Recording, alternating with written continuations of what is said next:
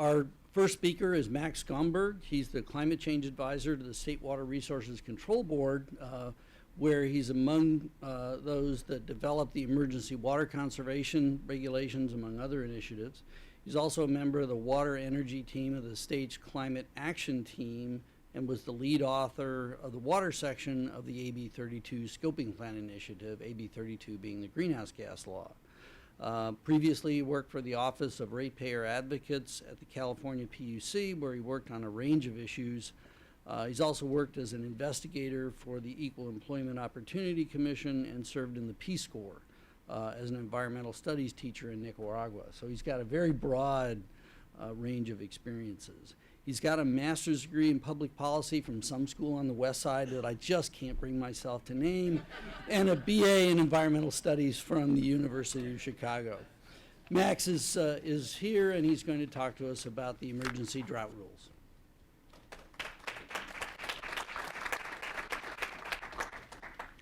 Good morning, everyone. So I'm here to talk about drought. I'm going to tell you a little bit about how bad it is, a little bit about what the state has been doing to address it, some about what specifically the agency I work for has been doing, the Water Resources Control Board, and then some additional initiatives that are underway to really help us grapple with what is really an unprecedented situation. So you've probably heard about how bad it is. It's really hard to overstate the severity of the drought we're in, particularly given that now we have the nation's 7th largest economy, we have over 38 million people, and we're the breadbasket for the nation, and to some extent for some products for the world. And it's a lot of water use. And when we don't get the precipitation, the way we haven't gotten it over the past 4 years, it really makes things difficult. And in particular, what's really difficult about the situation we're in now is the lack of snow. And I want to talk about this a little bit. The Sierra Nevada is our state's biggest reservoir. That snowpack accounts for about 33% of all of the water stored in the state that gets used for urban uses as well as for agriculture. This year, we're at less than 5% of the historical average of that snowpack. Since California started becoming populated by Europeans in the 1850s, it's never been below 20%. This is sort of an indicator of how bad things are in the state. And so as a result of the diminished snowpack, of our reservoirs being depleted over multiple years of dry conditions, things are starting to get really strained, and we've already seen impacts across large swaths of the state where people have really lost significant elements of lives and livelihoods.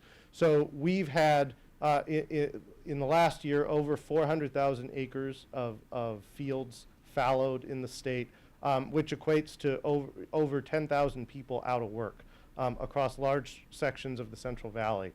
So, you know, we have towns in the Central Valley now where unemployment is into the 20, 30, and even 40% range because of the loss of agricultural production due to this drought. We've had some communities, particularly in the valley and also in our foothill communities, the foothills of the Sierras, where they've actually run out of water. We maintain a sort of emergency list of communities that are within 120 days of actually running out of water, that makes them eligible for, you know, immediate emergency projects to supply them with emergency drinking water supplies. That list, unfortunately, is growing, and if this drought goes on, it's going to grow even more.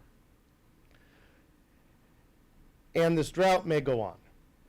We don't know whether we will get the rain and snow we need this winter, and even if we get some, it's not going to lift us entirely out of the drought. And that's really the reasoning behind, that uncertainty is the reasoning behind the actions that the governor and the legislature have been taking over the past year. These are some of the residents of East Porterville. in the valley. Their community ran out of water. Their wells went dry last year, and we've been working on emergency supplies for them.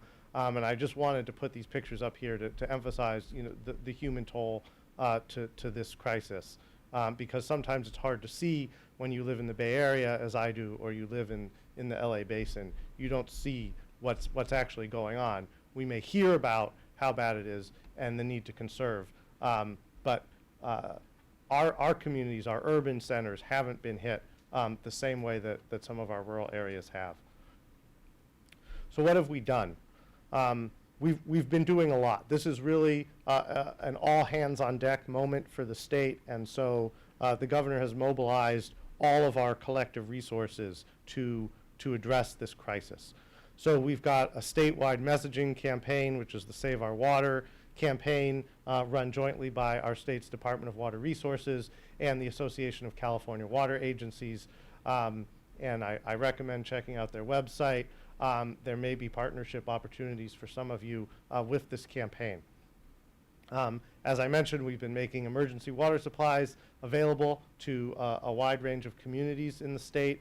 Last year, as Tracy mentioned, there was a bond that passed, $7.5 billion for a wide range of water supply, water conservation, habitat restoration projects. We're trying to move that money out as quickly as possible. In the short term, however, it's really the conservation that's going to get us through this year, and hopefully just this year, but potentially into next.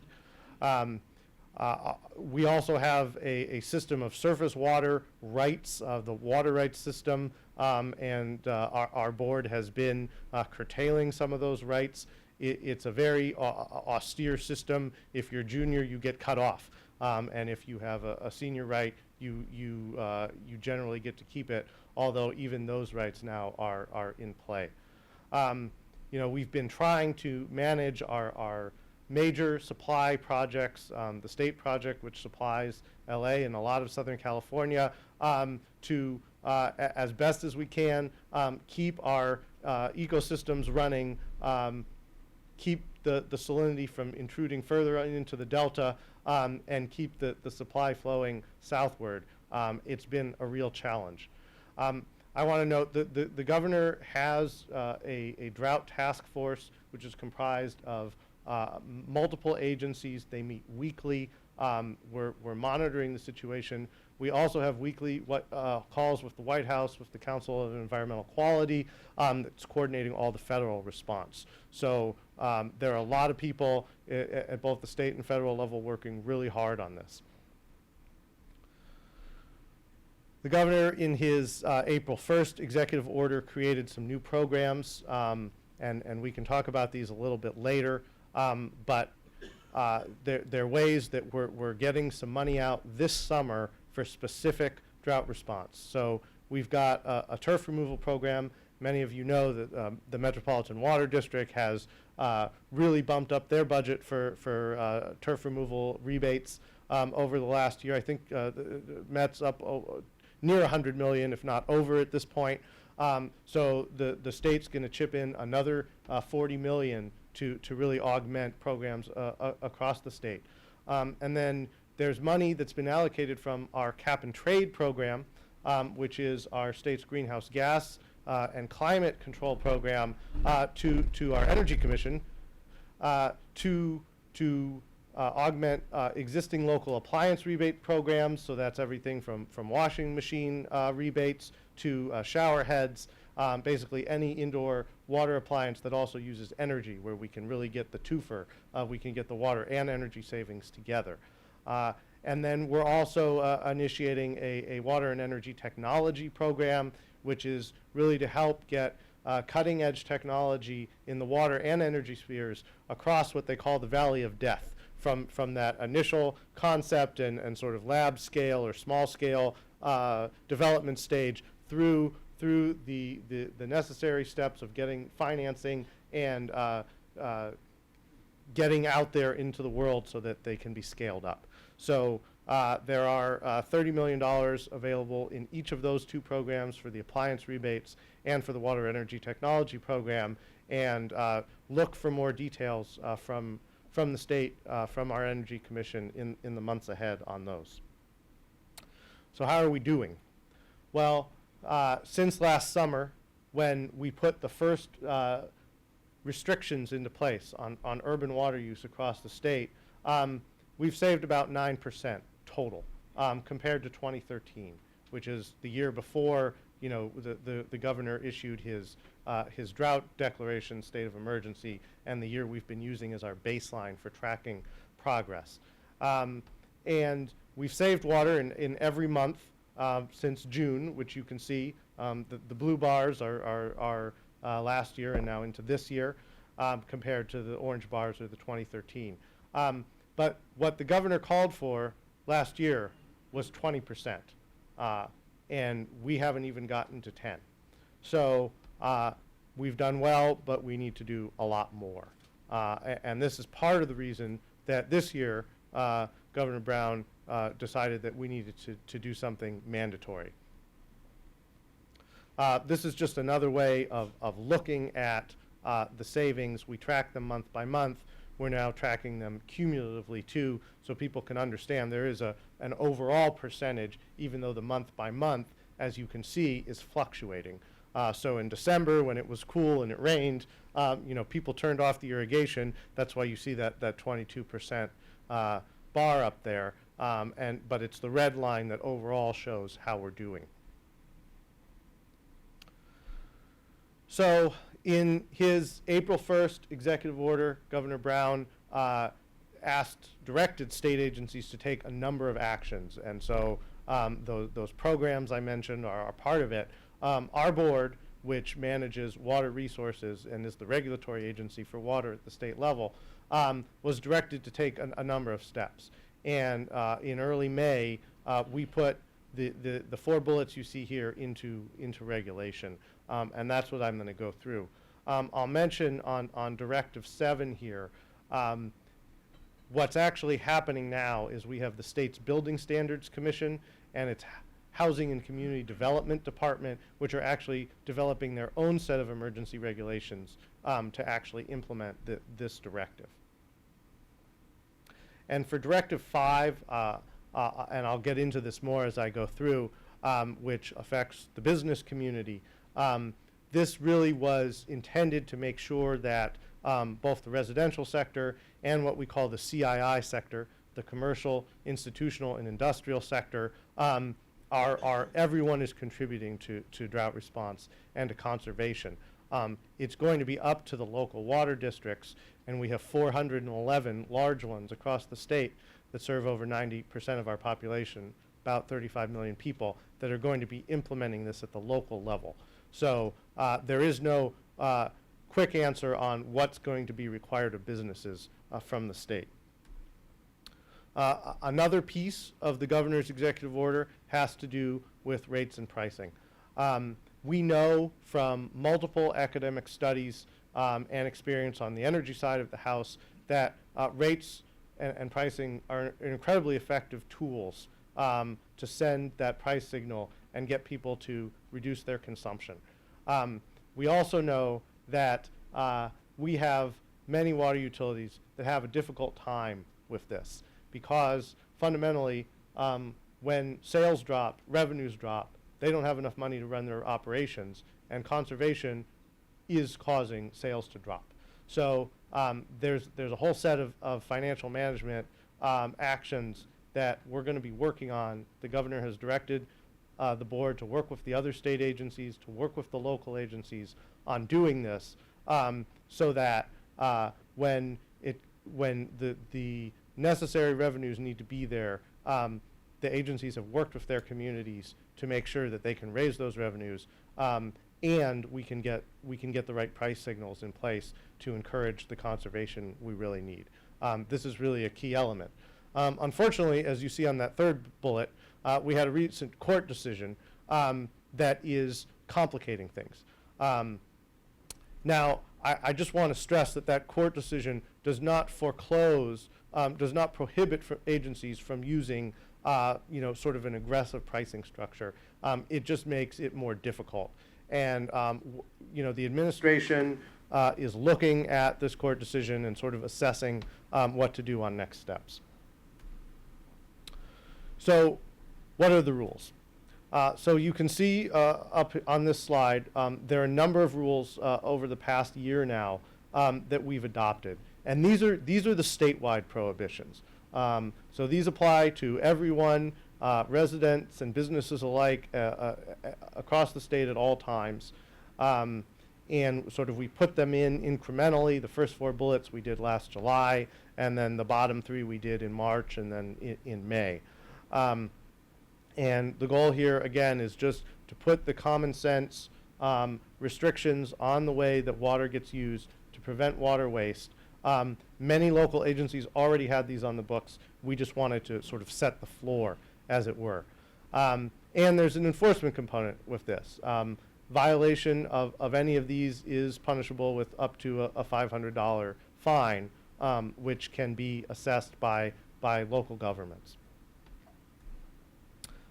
We have also addressed water use in the hospitality industry.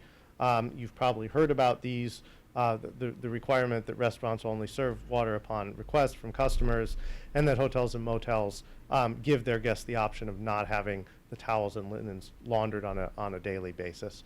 Again, these were best practices that were already widely in place across many businesses, but we wanted to set a statewide floor.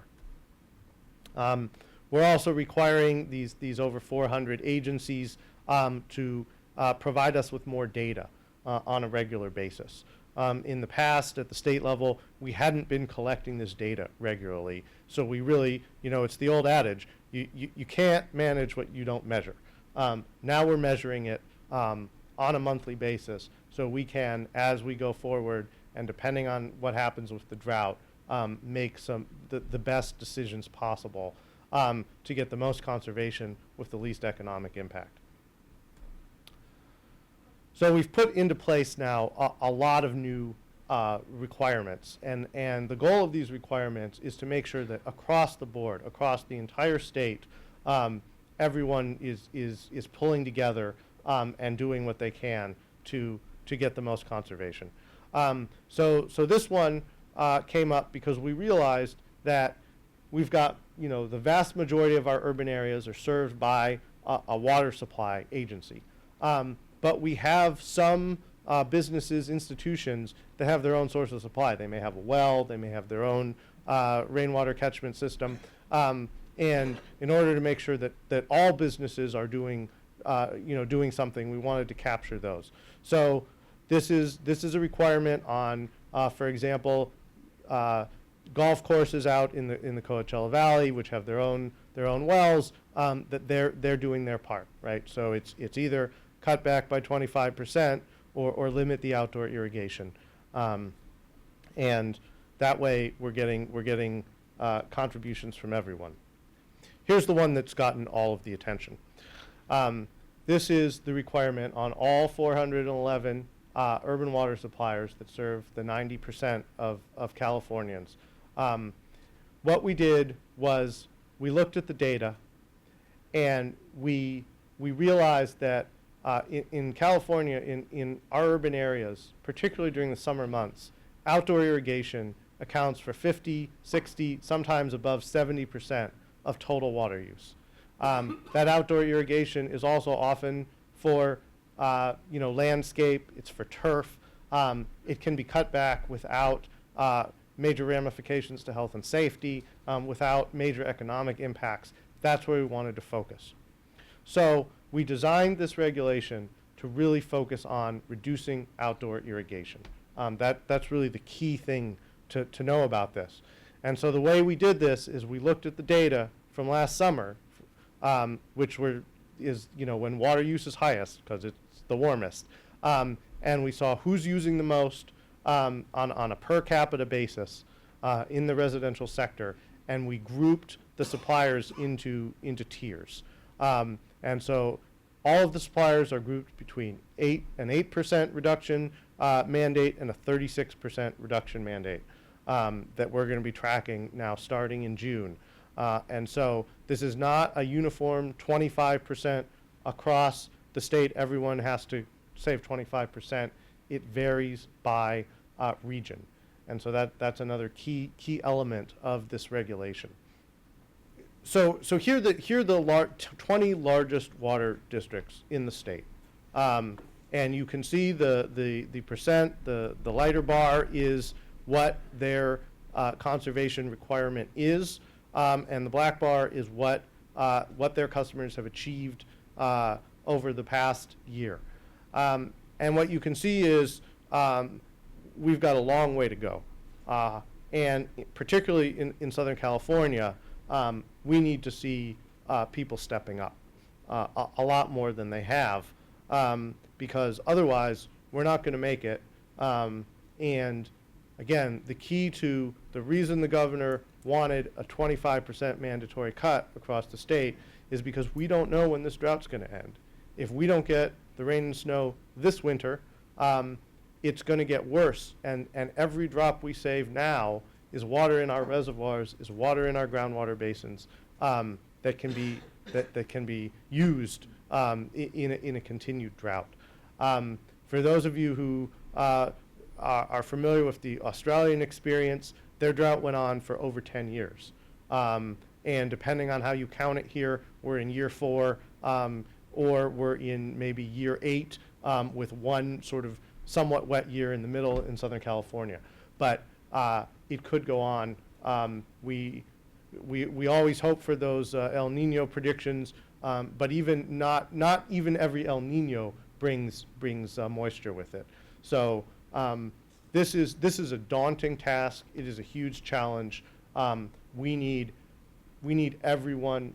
We need you all. We need every city to be doing as much as possible to help us meet this goal. And the governor has been very firm that this is a mandatory goal, and we have been asked to use our authority to make sure that we meet it. We've got a couple of sort of special categories within this. We've got one category just for the small handful of agencies that really have plenty of water on hand, and we're really just talking about maybe a couple up in the north corner of the state near Oregon, likely to qualify for this 4% level. And then we recognized that there are a large number of water districts around the state that actually they supply most of their water for urban use or some of it, but they also supply a significant amount of water for commercial agriculture. So what we did is we allowed them to sort of subtract that water from the total amount that they're reporting to us and that they have to reduce to lessen the impact, to lessen that financial and social impact. We also have over 2,000 small suppliers that serve sort of the remaining 10% of the state, up and down the state. And again, we wanted to make sure that everyone was pitching in. So they've got also a requirement, either 25% or limiting outdoor irrigation to 2 days per week. And we'll be requiring them to report to us in December on what they've been doing.